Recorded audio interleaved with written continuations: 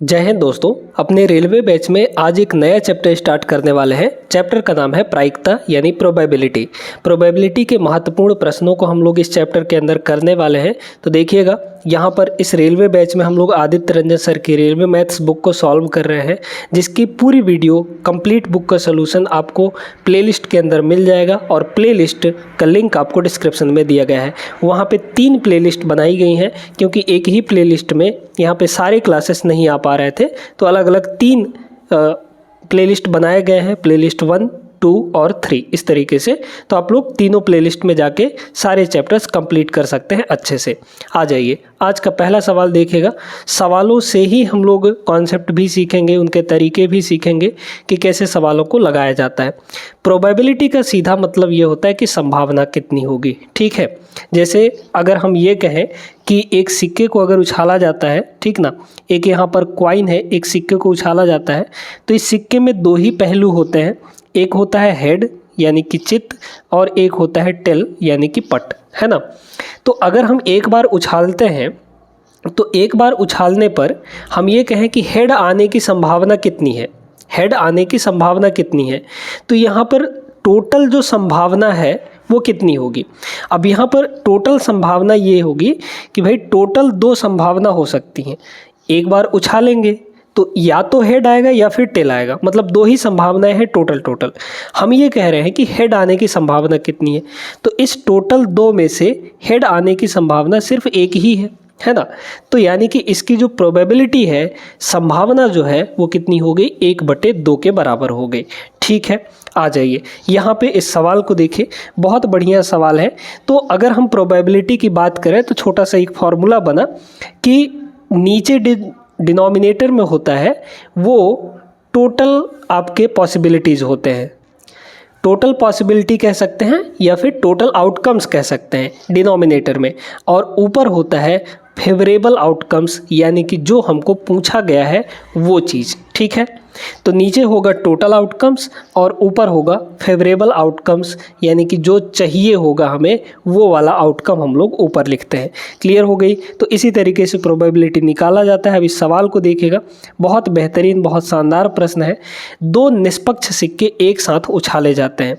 अधिकतम एक चित्त प्राप्त करने की प्रायिकता ज्ञात कीजिए। बहुत बढ़िया सवाल है। अब यहाँ पर न्यूनतम, ठीक है, और अधिकतम, इन दोनों का मतलब समझिए।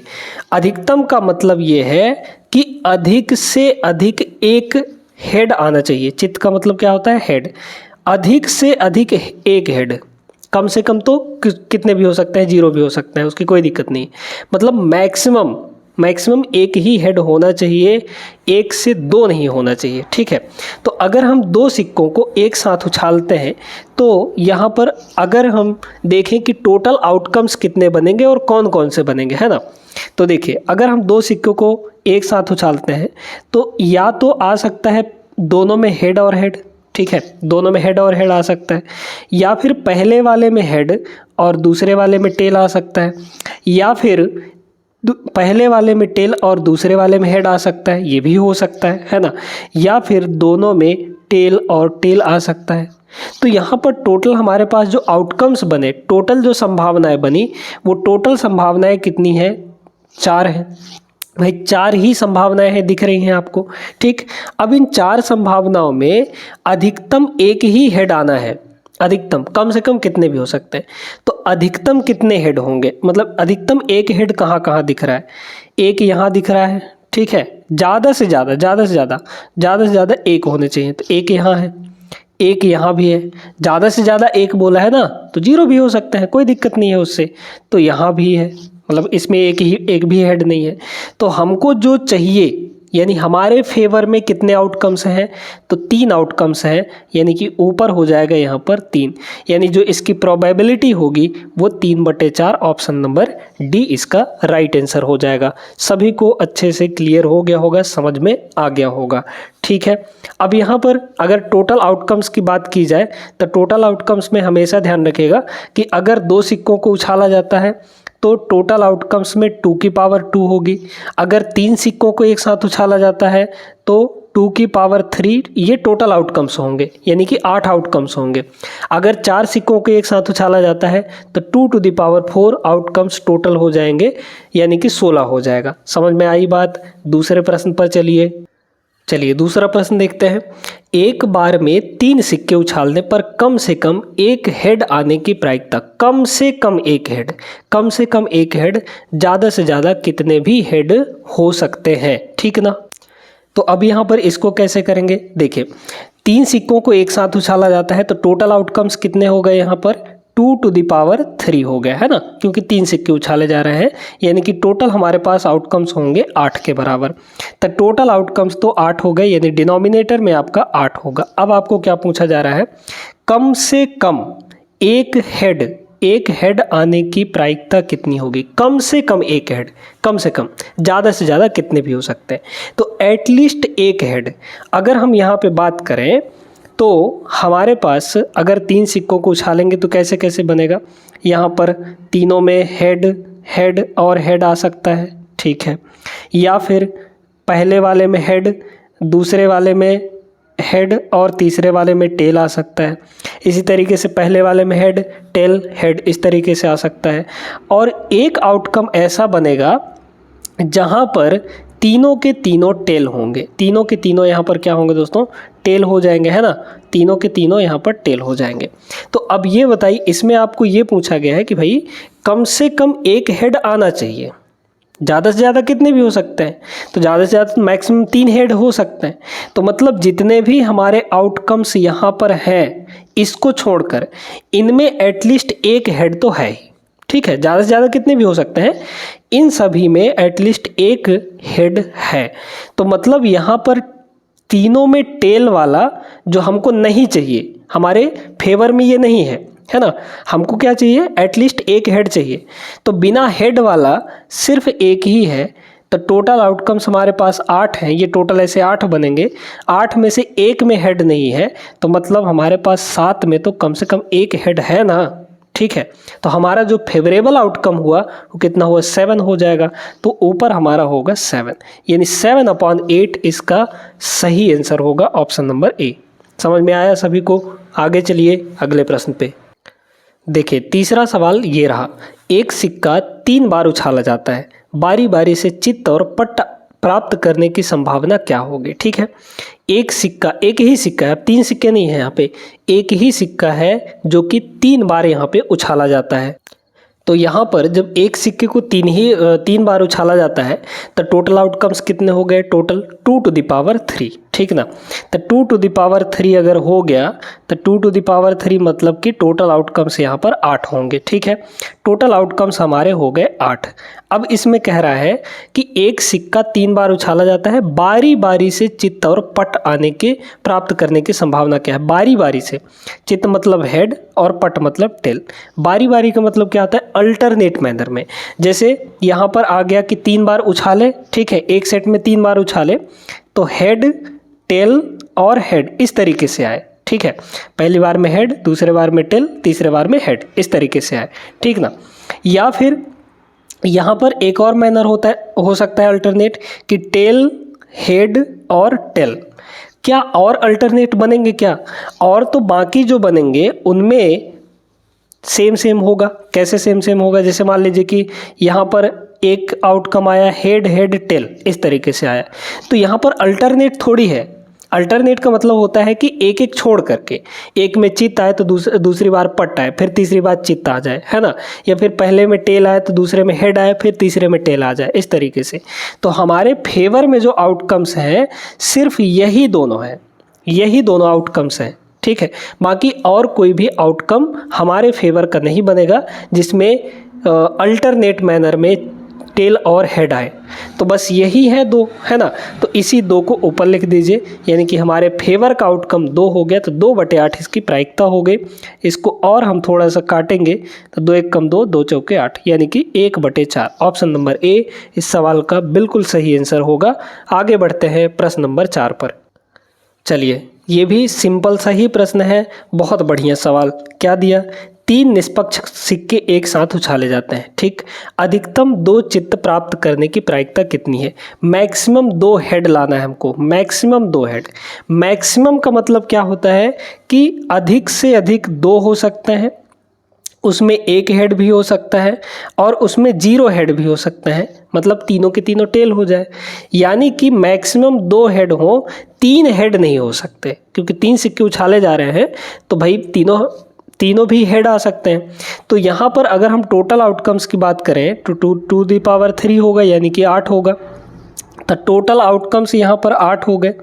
अब ये बताइए, इन टोटल आउटकम्स में हमको ये देखना है कि कहाँ पे एक भी हेड नहीं आएगा, 1 हेड आएगा और 2 हेड आएंगे। मैक्सिमम 2 तक ही हेड ला सकते हैं, 3 हेड नहीं हो सकते, ठीक है। तो ऐसे आउटकम को हटा दीजिए जिसमें 3 ठो हेड हो, है ना।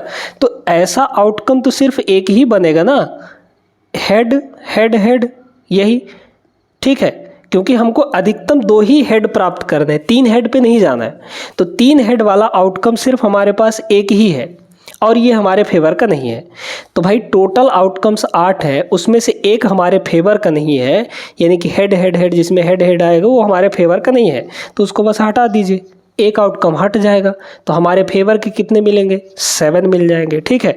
तो यानी कि 8 में से एक ठो हटा देंगे, यानी कि 7। तो 7 में अधिक से अधिक 2 चित्त होंगे और कम से कम तो 0 हो सकते हैं, जिसमें टेल टेल टेल भी हो सकता है। समझ में आ गया? तो 7/8 इसका राइट आंसर होगा, ऑप्शन नंबर डी सही जवाब है। आगे बढ़ते हैं।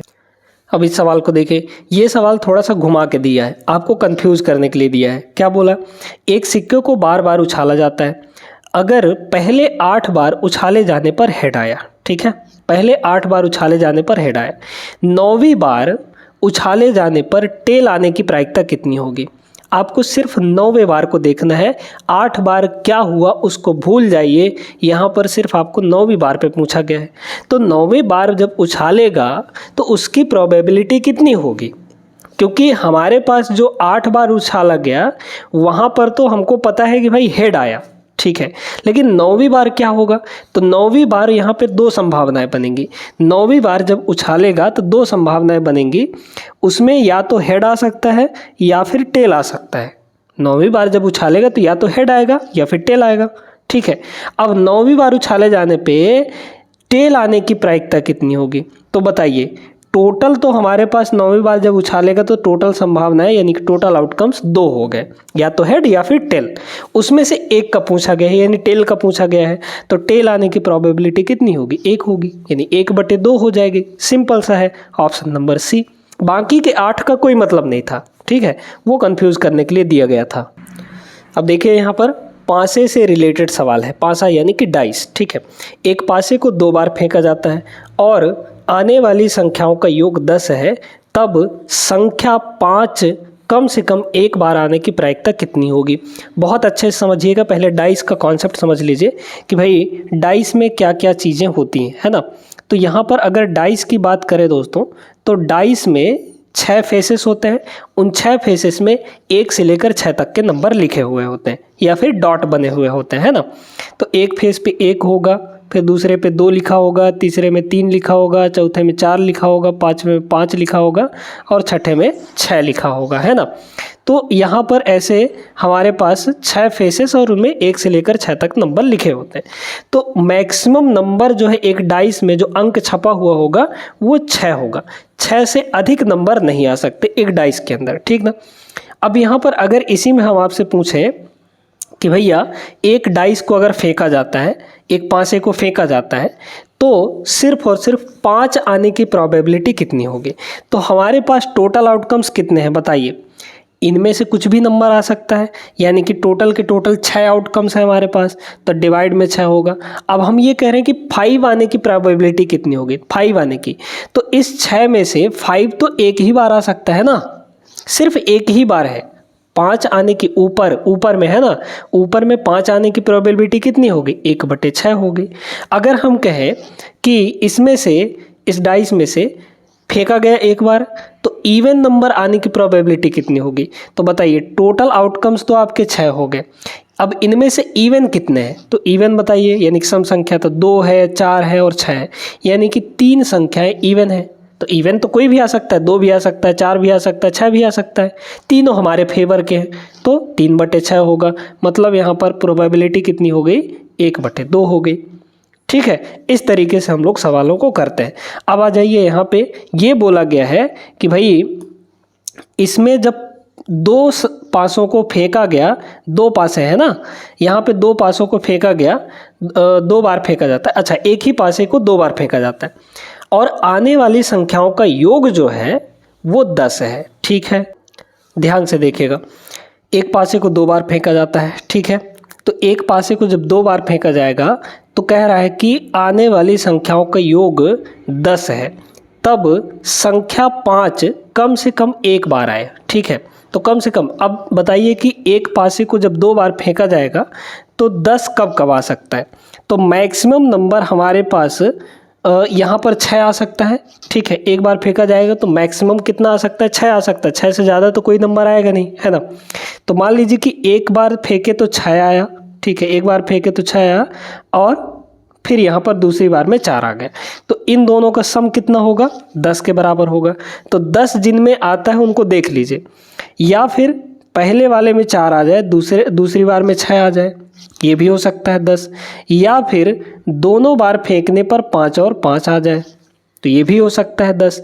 तो मतलब सिर्फ इन्हीं 3 में, भाई अगर हम 3 ले लेंगे, एक बार मान लीजिए 3 आया, तो क्या 10 होने के लिए 7 लाएंगे क्या, 7 तो अइबे नहीं करेगा, तो ये तो आउटकम होगा ही नहीं। ठीक है, ये आउटकम हमारा होगा ही नहीं, तो इसको तो हम काहे काउंट करेंगे। ठीक है, तो जो हमारे फेवर में आउटकम्स हैं वो सिर्फ इतने ही हैं। ठीक है, अब इनमें कह रहा है कि कम से कम एक बार प्रायिकता, एक बार 5 आने की प्रायिकता, कम से कम एक बार 5, तो क्या इसमें 5 है, नहीं है। क्या इसमें 5 है, नहीं है। हाँ, इसमें ज़रूर 5 है, एटलीस्ट एक 5 तो है ही, ज़्यादा से ज़्यादा कितने हैं उससे हमको नहीं मतलब है, कम से कम एक 5 है इसमें। तो हमारे फेवर का आउटकम कितना हो गया, सिर्फ एक तो फेवर का आउटकम है। टोटल कितने में से, इन 3 में से, इन टोटल 3 में से, तो यहाँ पे डिवाइड बाई 3 हो जाएगा। बस आपका आंसर आ गया 1/3, ऑप्शन नंबर बी होगा। ठीक है, समझ में आया सभी को, आगे चलिए। देखिए, एक जोड़े पासों को एक साथ फेंकने पर कुल योग 7 से अधिक आने की प्रायिकता कितनी होगी, 7 से अधिक। ठीक है, 7 से अधिक आने की प्रोबेबिलिटी पूछी जा रही है आपसे। तो देखिएगा, सबसे पहले हम लोग बात करते हैं कि टोटल हमारे पास आउटकम्स कितने होंगे। ठीक है, तो एक जोड़े पासे फेंके जा रहे हैं, एक जोड़े का मतलब होता है 2 पासा, है ना, 2 पासे यहाँ पर फेंके जा रहे हैं एक साथ, तो टोटल आउटकम्स कितने हो जाएंगे, भाई एक पासे को फेंकेंगे तो टोटल संभावनाएं कितनी है, यहाँ पर 6 है। अब 2 पासों को फेंक रहे हैं तो 6 का स्क्वायर होगा, यानी कि 36 हो जाएगा। तो टोटल आउटकम्स यहाँ पे 36 होंगे। टोटल आउटकम्स कितने हो जाएंगे, 36 हो जाएंगे। अब यहाँ पर कह रहा है कि दोनों पासों को एक साथ फेंकने पर टोटल 7 से अधिक आने की प्रायिकता कितनी होगी, है ना, 7 से अधिक आने की। तो अब 7 से अधिक आने का बनाइए, कौन कौन कितने होंगे। ठीक है, देखिए दोस्तों, 7 से अधिक की बात कब आएगी, 7 से अधिक तब होगा जब मान लीजिए कि पहले में 1 है, तो दूसरे वाले में अधिकतम से अधिकतम क्या आ सकता है, 6 आ सकता है, 6 से ज़्यादा तो आएगा नहीं। तो इन दोनों का योग तो 7 हो गया, है ना, इन दोनों का योग कितना हो गया, 7 हो गया। लेकिन हमको 7 से अधिक चाहिए, तो मतलब ये है कि पहले वाले में एटलीस्ट 2 होना चाहिए। ठीक है, तो पहले वाले में 2 कर लीजिए। तो पहले वाले में अगर हम 2 कर ले तो दूसरे वाले में क्या क्या हो सकता है, 6 हो सकता है। ठीक है, 7 से अधिक आ गया। ठीक है, पहले वाले में यहाँ पर 2 और दूसरे वाले में 6, तब ये 7 से अधिक आएगा। अच्छा, पहले वाले में अगर हम 2 ले लें तो क्या और कोई वैल्यू 5 रखेंगे दूसरे वाले में तो भी आपका 7 आ जाएगा, लेकिन हमको 7 से ज़्यादा का चाहिए। चलिए, अब पहले वाले में 3 की बात करते हैं। पहले वाले में अगर 3 है तो दूसरे वाले में या तो 5 हो सकता है, या फिर पहले वाले में 3 होगा तो दूसरे में 6 हो सकता है, तब 7 से ज़्यादा आएगा। ठीक, अच्छा, अब बात करते हैं पहले वाले में 4 की। तो पहले वाले में अगर 4 होगा तो दूसरे वाले में यहाँ पर 4 हो सकता है। ठीक है, फिर यहाँ पर पहले वाले में 4 तो दूसरे वाले में 5 हो सकता है, पहले वाले में 4 तो दूसरे वाले में 6 हो सकता है। ठीक है, अब देखिए, दूसरे वाले में 6 हो गया। अब अब यहाँ पर पहले वाले में 5 रखिए, ठीक है। अभी तक तो 4 हो गया था, है ना। पहले वाले में 5 रखते हैं, तो पहले वाले में 5, तो दूसरे वाले में क्या हो सकता है, 3 हो सकता है। 5 3 8, ठीक है। फिर यहाँ पे पहले वाले में 5 तो दूसरे वाले में 4 हो सकता है। फिर पहले वाले में 5 तो दूसरे वाले में 5 हो सकता है। फिर पहले वाले में 5 तो दूसरे वाले में 6 हो सकता है, इस तरीके से। फिर यहाँ पर पहले वाले में अगर 6 हो जाए, पहले वाले में 6 हो जाए तो दूसरे वाले में 2 हो सकता है। 6 2 8, है ना। 7 से ज़्यादा हमको लेना। पहले वाले में 6 तो दूसरे वाले में कितना हो जाएगा, 3 हो सकता है। पहले वाले में 6 तो दूसरे वाले में 4 हो सकता है। पहले वाले में 6 तो दूसरे वाले में 5, और दोनों में यहाँ पर 6 हो जाए। बस इतने ही बनेंगे जिनमें टोटल जो है 7 से ज़्यादा आएगा। इसके अलावा तो कुछ होंगे नहीं। अब पहले वाले में 7 थोड़ी रखेंगे, क्योंकि 7 तो आएगा ही नहीं। इनको सबको काउंट कर लीजिए। 3 3 6 6 4 10 10 5 15। तो टोटल आउटकम्स यहाँ जो हमारे फेवर के आउटकम्स हैं वो टोटल 15 हो गए। तो ऊपर में हमारा 15 हो जाएगा। इसको काटेंगे हम लोग 3 से, तो 3 5 15 और 12 3 36, मतलब 5/12 इसका राइट आंसर होगा ऑप्शन नंबर सेकंड। समझ में आया कैसे करना है सवालों को? आगे बढ़िए प्रश्न नंबर 8 पर। चलिए, ये सवाल को एक बार वीडियो रोक कर जरूर लगाइएगा। अब आप लोग सीख गए होंगे। निष्पक्ष पासों को एक जोड़ी फेंकी जाती है। एक जोड़ी मतलब 2 पासों को फेंका जाता है, तो एक में 6 तो 2 में 6 का स्क्वायर हो जाएगा। यानी कि यहाँ पर टोटल आउटकम्स हमारे 36 हो गए, ठीक है। टोटल आउटकम्स 36 हो गए। तो जब टोटल आउटकम्स 36 हो गए तो डिवाइड में आपका कितना होगा टोटल, यानी कि 36 होगा। अब हमें बोला क्या गया है, दोनों पासों की संख्याओं का जोड़ 5 आना चाहिए। इसकी संभावना कितनी है? दोनों का योग टोटल यहाँ पे 5 आना चाहिए, ठीक है। तो अगर पहले वाले में 1 होगा तो 5 होने के लिए दूसरे वाले में कितना होना पड़ेगा, 4, ठीक है। ये एक प्रोबेबिलिटी ये हो गई, ठीक है। एक संभावना ये हो गई। दूसरी संभावना क्या हो सकती है, अगर पहले वाले में 2 हो जाए तो दूसरे वाले में क्या होना पड़ेगा, 3, तब तो दोनों का सम 5 आएगा। फिर यहाँ पर पहले वाले में अगर 3 हो जाए तो दूसरे वाले में कितना होना पड़ेगा, 2 होना पड़ेगा, तब तो 5 आएगा। फिर यहाँ पे पहले वाले में अगर 4 हो जाए तो दूसरे वाले में 1 होना पड़ेगा, तब इन दोनों का सम 5 आएगा। क्या हम आगे लिख सकते हैं क्या, पहले वाले में 5 तो आगे वाले में क्या 0 लिखेंगे क्या? नहीं ना, क्योंकि 0 तो आता ही नहीं है। 1 से लेकर 6 तक ही अंक आते हैं। तो इन दोनों का सम 5 होना चाहिए और यहाँ पे 0 नहीं होगा, तो मतलब अब नहीं होगा। तो ये आउटकम्स आपका नहीं होगा। मतलब हमारे पास जो हमारे फेवर के आउटकम्स हैं वो टोटल कितने हो गए, 1 2 3 और 4। सिर्फ 4 आउटकम्स हैं यहाँ पर, तो ऊपर में 4 हो जाएगा, यानी 4/36 ऑप्शन नंबर ए। वैसे इसको और काटेंगे तो 1/9 आएगा। समझ में आई बात? ठीक है, समझ में आ गया ना। आगे चलिए, इस सवाल को देखिए, ये बहुत बढ़िया सवाल है। एक निष्पक्ष पासे को फेंका जाता है, प्राप्त संख्या बिल्कुल सही वर्ग और सही घन हो। या नहीं बोला है यहाँ पे, और बोला गया है, मतलब कि वो दोनों चीज़ होना चाहिए। वैसी संख्या जो वर्ग भी हो और साथ में घन भी हो, ठीक है। तो अब एक पासे को अगर फेंका जाएगा तो हमारे पास आउटकम्स क्या क्या हो सकते हैं, 1 हो सकता है, 2 आ सकता है, 3 आ सकता है, 4 आ सकता है, 5 आ सकता है और 6 आ सकता है।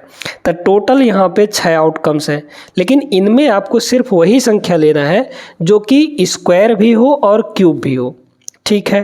तो इसमें ऐसी कौन सी संख्या है जो स्क्वायर और क्यूब दोनों हो, ठीक है। अगर हम 4 की बात करें तो ये सिर्फ स्क्वायर है। किसका स्क्वायर है, 2 का स्क्वायर है ना। 1 जो है ये क्यूब भी होता है और स्क्वायर भी होता है, मतलब ये 1 का क्यूब भी है और 1 का स्क्वायर भी है, ठीक है।